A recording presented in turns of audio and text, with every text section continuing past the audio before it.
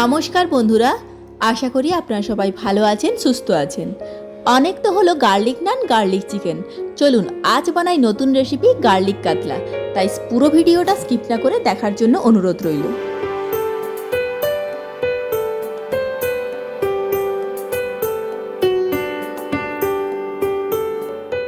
নতুন রেসিপি এই গার্লিক নান বানানোর জন্য প্রথম আমরা 3টে কাতলা মাছের পিস নিয়ে নিয়েছি। এরপর এক এক করে এর মধ্যে নুন, হলুদ গুঁড়ো আর বেটে রাখা রসুন দিয়ে ভালো করে ম্যারিনেট করে 10 মিনিটের জন্য রেখে দেব। অপরদিকে প্যানের মধ্যে সর্ষের তেল দিয়ে সর্ষের তেল গরম হলে ম্যারিনেট করে রাখা মাছগুলো এপিট ওপিট খুব কম সময়ের জন্য ভেজে নেব। ভাজা মাছগুলো এবার একটি পাত্রে তুলে রাখবো। এই তেলের মধ্যেই আমরা আরও কিছুটা তেল অ্যাড করব। এরপর এর মধ্যে দিয়ে দেব কুচিয়ে রাখা পেঁয়াজ। আমি এখানে একটা পেঁয়াজ দিয়েছি, 3টে মাছের পিসের জন্য একটা পেঁয়াজ দিয়েছি। এরপর হাই ফ্লেমে পেঁয়াজটা ভালো করে নেড়ে চেড়ে এর মধ্যে 1 চামচ জিরে দিয়ে আবারও কিছুক্ষণ ভেজে নেব।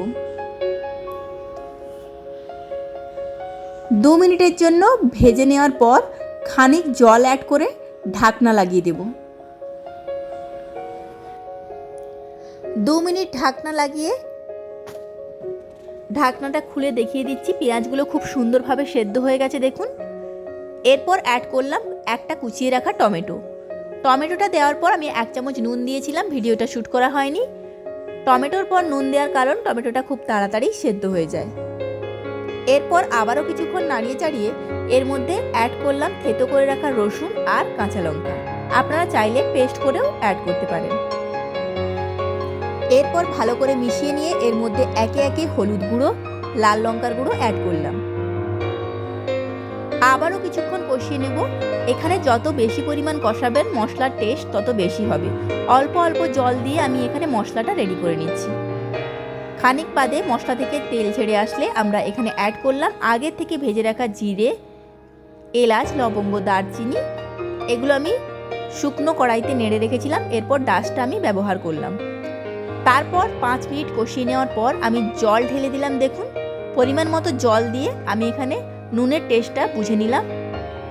5 মিনিট ফুটিয়ে নেওয়ার পর কাতলা মাছের পিসগুলো এক এক করে ছেড়ে দিলাম। এপিট ওপিট ভালো করে মশলার সঙ্গে মিশিয়ে নিলাম। দেখুন